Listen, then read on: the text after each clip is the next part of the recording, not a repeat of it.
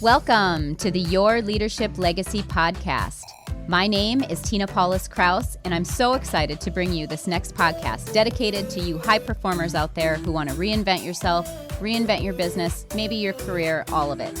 This podcast is all about being dedicated to transformation and being the best possible leader of yourself and others that you can be in order to create a legacy that lives on. Welcome to Your Leadership Legacy. My name is Tina Paulus-Krause. I am the founder and CEO of True You Teams. And here we go.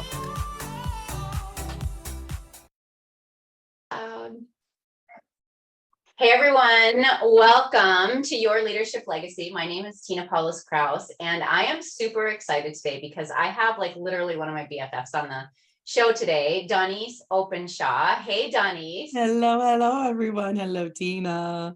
Hi. Oh, I could not wait for this interview, Dawnese, because I've known you now for a little over, probably maybe close to 2 years or so. I don't know. Time is what it is, but I've known you for a while now, and we've done some big things together and worked together.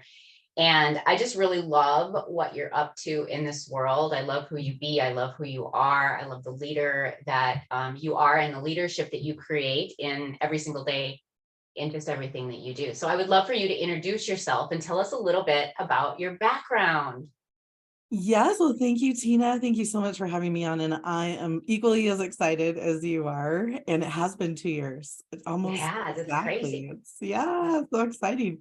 And so I am a family empowerment coach. I have a coaching business called Fully Invested Families. And I love supporting families to create harmony. For a lot of moms, especially, first we get to figure out how do we create that harmony and peace within ourselves and be grounded and centered in love and joy and abundance and all of that brings us that peace and harmony. What I'm really up to is about creating alignment and resonance within ourselves so that we can create that in our homes.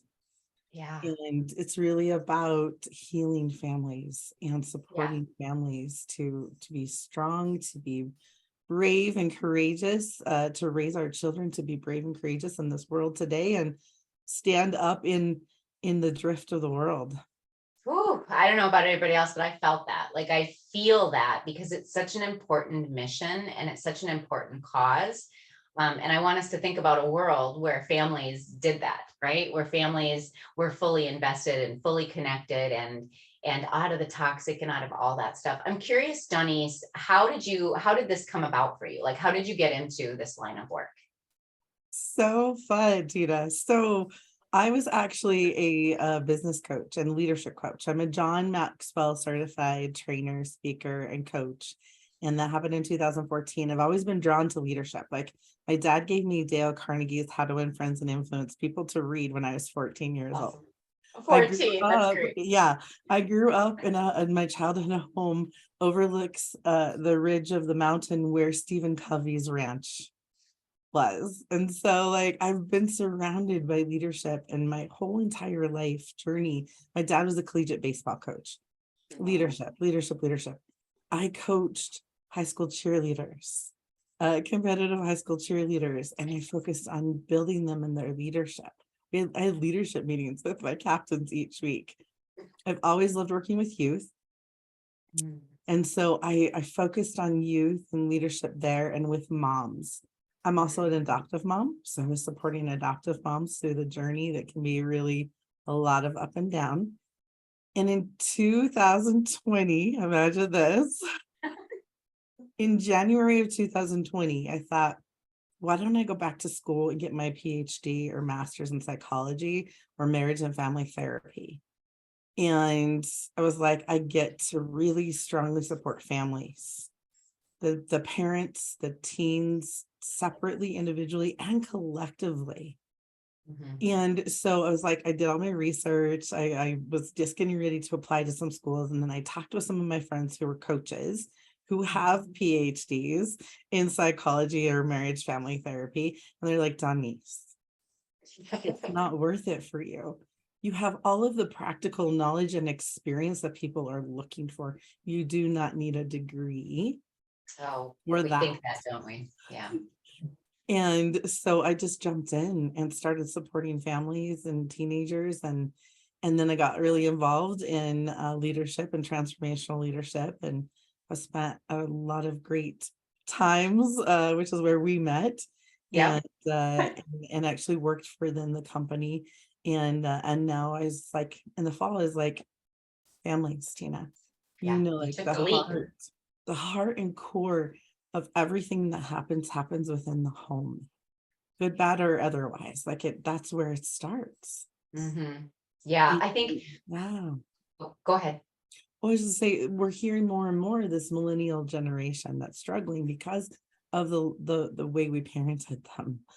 And it's like, okay, we get in, I get to interrupt this and create something different for the families who have adult children, as well as those who have teens and even tweens. It's so beautiful. I mean, I think as I'm listening to you talk, I think about my own journey. And, there was a point in my transformation when a coach said to me, Tina, what are you pretending not to know? Like, what are you pretending not to know? And when I dug on that, and I really dug into that, I was pretending not to know that I yelled at my kids. I was pretending not to know that I was a jerk to my husband. I was pretending not to know, like, all this stuff about my behavior and how I was showing up. And our behavior and our programming and how we show up is what creates our next generation, right? And so if we think about generation upon generation upon generation, and one of the things that I love saying is that when you heal yourself, you heal seven generations behind you and 7 generations in front of you. And I think a lot of the times people think that when we go through leadership, like our life is perfect. And I know it's different for both of us. And so I want to ask, the next question I want to ask you is, so you're in this work and you're helping families all over the place really find their alignment and their love and effective communication and all of that. So does that mean that your life is perfect? Yeah, I wish. I mean, at 14, you started reading Dale Carnegie, right? Like, so that must mean that your life is perfect. So talk to us about that. Well, no one's perfect. Exactly. So I learned that, and I have quite like I grew up in a perfectionist home. Like if I went back generations, like you talked about, my grandmother, my great grandmother, my great great grandmother, all strong perfectionists. My mother. So that was something that I got to really look at as I was stepping into my leadership powerfully and authentically, is where do I get to let that expectation go of myself, the expectations that I set on myself every single day that were just leading me to disappointment in my life. And so I have 3 children. They're all adults now. I have a 25 and 23-year-old sons who are 20 months apart. And then we wanted to have 6 kids, Tina. I know. My husband's like 6 or 8. I'm like, that's 6 is good. Okay.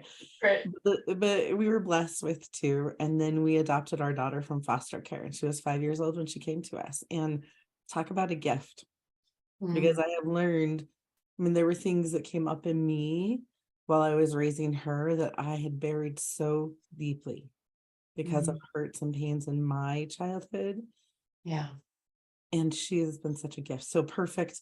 No, not in any way, not in any way. I've learned a lot by the mistakes I've made. Yeah. And I think what I hear you saying, Dawnese, is that we have choice, right? No matter what our generational programming is, no matter what our household even looks like today, we have the choice to change. We have the choice to not only change ourselves, but change our environment and our circumstances and everything else like that. So when you're talking to families, when you go into a family that has called you in, talk to us about kind of what that looks like and what is the big aha that you see when you go into those families. Great question. First of all, I want to reiterate the power of choice, because I believe that's a gift that we all have, no matter where we live. I look at Viktor Frankl and his experience, right? He still created choice, even in his dire circumstances. And so that power right there is so important. And that's where I begin after I find out what's going on with the family. So I find out and do a deep dive with them about what's coming up, what are the triggers, as I call them, what's being triggered, and then I go with them in a space of why is that triggering to them, right? I get to get curious, and I support them in getting curious, whether it be the adult or a child. is getting curious about what is underneath that. What is at the root and core of why they're being triggered for something? So let's say lying comes up. The teenager is lying to their parents. Huge trigger happens. They get emotional, they get explosive. Don't lie to me, all of that. And I get to go with that parent and figure out what is the lying, what's about that that's triggering them. And then talking to the child then about what is it that has you create this lie. And for a lot of people, when we lie, we feel like it's safer to lie than tell the truth, which is fascinating. Yeah. It's the easy way, right? Like it's easier. And I'll share this tip because it's one of the most magnificent things I've learned in all of my research and what I share with families is when you do have a child who lies to you, you don't focus on the lie. You focus on the child. And I would say that's the same for adults. When your spouse is lying to you or whatever, don't focus on the lie. The lie will take you down a rabbit hole that is dark and deep, and you don't need to go there. What you focus on is the person and how much you love them, and you let them know you love them. And when they're ready to talk about what they shared that you don't feel is truth, they can come and talk to you about it. And they're much more likely to do that, to come talk to you when you've given them that space, than to try to force them to tell you anything. They won't. They're going to hold on to it like it's their life, right? Especially if they've had trauma. Yeah. And what I love about what you're saying is that it feels like you come in almost like in a facilitator kind of role and provide the tools. Like for me in my transformation, I was like, oh, there's tools out here. I don't have to feel like this.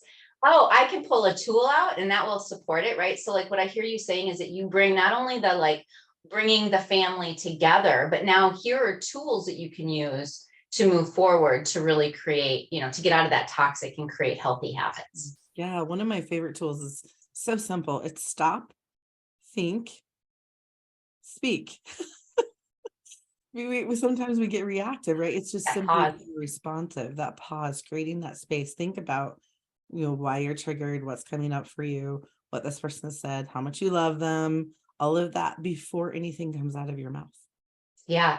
So here's what we were talking about this before we got on the line, that there are all kinds of modes of healing. There are all kinds of modalities. There are all kinds of tools and resources. And I think that sometimes people think that like therapy is the only thing. And I'm not knocking therapy. I think therapy is great. It works. And there are other ways to heal. There are other ways to go through the process. So I want to talk a little bit about all the different kinds of modalities and why what you're doing is different from anything that we've ever had in the past. Support families. Yeah, well, so as you know, and many people who are watching and listening probably know, like therapy is focused on the past. It's focused on dredging up the past so that you can clear that space. It just often takes a really long time where we focus on, we can get curious about the past, the triggers that are coming up. I can, in one coaching session, support someone in figuring out what is the root of what's causing that trigger.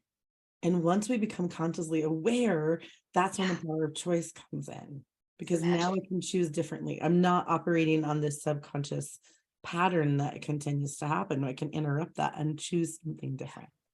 Yeah, I've literally seen your magic, right? I've literally seen you shift people, boom, on a dime, shift people on a dime, like shift, shift, shift. And that's the power of coaching. And so I guess the reason I wanted to go down that path, Dawnese, is just to let people know that like there are a lot of different methods out there.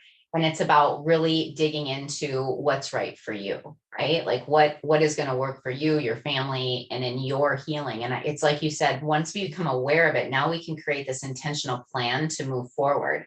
But as long as we continue to pretend not to know that stuff is going on, it just continues to happen. It continues to. When we pretend not to know what's actually happening, right? What's actually happening. We're operating under all of the biases, all of the things that the paradigms and different things that we have grown up with until that moment, everything. And then once we become consciously aware, anything is possible. Everything is possible. Anything and everything. And it's amazing. Yeah. Yeah. Talk to us about surrounding yourself with the right people, because that's important as well. Yes. So it's interesting because I've heard this so many times. Like, you are like the people you surround yourself, the 5 people you surround yourself, you're with the most. And I truly believe that. Mhm. And so consciously choosing who I want to be around with are people for me. Like, let's just go with my daughter, for example. I'm going to give you a contrast here. Okay. So my Okay. daughter likes to surround herself with darkness, with unhappiness, with sad songs, with sad people, because that's where she's at in her life. And that's what feels comfortable. And I am working with her, as you know, in a space of creating healing with her, in partnership with her. And she's also got to want it. And that is, a parent, one of the most frustrating things is when our kids don't want it. And we just get to hold that space for them and continue Yeah. to hold that space for them. So on the flip side, for me, I choose, I got to go back to this because this is so good. My daughter actually told me the other day, we went somewhere where there were people and there were church people and so forth. And I said, could you live with this one gal who's a college student now? And she's like, no, she's too bright. She's too Yeah. So what bright. happens? I love it. Go deeper on that. What happens when when we talk about why that is? So for her, anything that is bright and joyful and happy is uncomfortable. She enjoys the chaos because that's where she's allowed herself to become stuck. Yeah. And that's what we manifest, right? Like what we focus on is what we manifest. So it's not only about surrounding ourselves with the right people, but it's exactly what you said. What music are you listening to? What books are you listening to or reading? What kind are you surrounding yourself with, the positive or the negative? It's really, really that simple. And it is a choice, but somebody has to want to. You can't force it. And it's all input, just like you said, right? Anything we're inputting into our minds is what is going to come out our mouths. And so I choose to surround myself with bright people, with people who are striving to grow in their leadership and to up-level their leadership in everyday living. Because I truly believe, Tina, too, to be in an integrity and alignment and resonance, we get to be congruent. Like, I get to show up. Talk about that.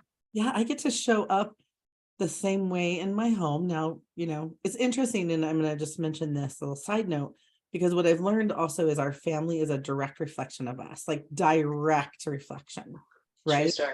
Yep. Yeah, whether we want to see it or not, our children, Yeah. like, hello mirror, like, It's a true story. and so sometimes at home we speak to our children or our family members, our spouses or whomever, like we speak to ourselves in our own minds. And until we learn to shift our own self-talk, Yeah. that will continue to happen.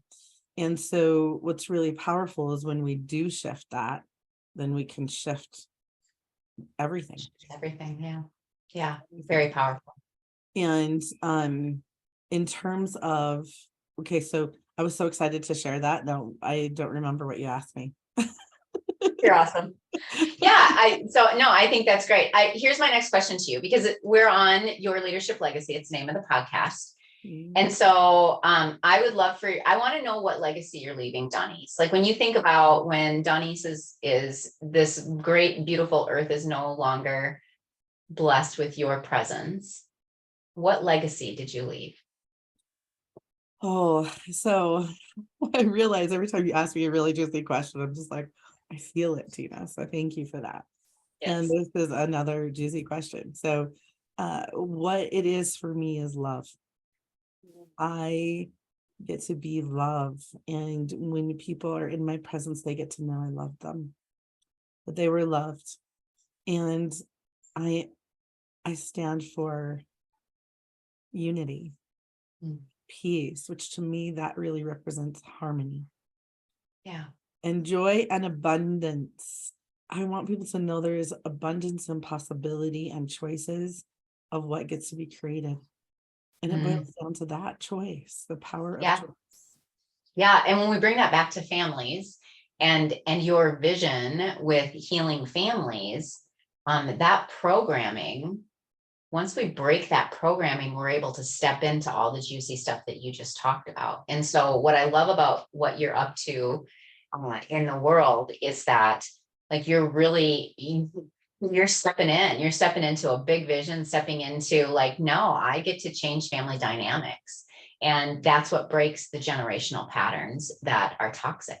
And so I want to honor you. I want to acknowledge you for just playing big in this world. Like the world needs you. The world needs you. It needs the healing that you will bring. So anybody that's out there that is thinking, that has a family issues or anything like that, how can people get a hold of you, Dawnese? So people can find me on fullyinvestedfamilies.com. That's Awesome. fullyinvestedfamilies, plural.com. And I set up strategy calls with people so that they can learn what it is that they can count on me for, what the difference is between coaching and therapy, and what their vision is. It's really important for me to know what their vision is, what they want to create. Yeah. And when I think about my own journey and my transformation, I can't tell you how many times when I was in the moment, like in the thick of it with my family, whether it was with one of the kids or with my husband or with my parents or brothers or whatever it is. And there's been several times in the last 10 years. And I'm like, I just wish I could call somebody to come into our family. Like, who can come in and facilitate this? Who could come in and align us, right? And so what you're offering is amazing and much needed on the planet. And so thank you. Thank you for who you be. Thank you for who you are and what you're up to in this world. Thank you, Tina. All right. Thank you. All right. That's it, you guys. We'll see you next time on Your Leadership Legacy. Bye. Bye. My name is Tina Paulus-Krause, and I thank you so much for tuning in. I hope you enjoyed the show. Check out our programs and events at trueyouteams.com. And until next time, make it an amazing day.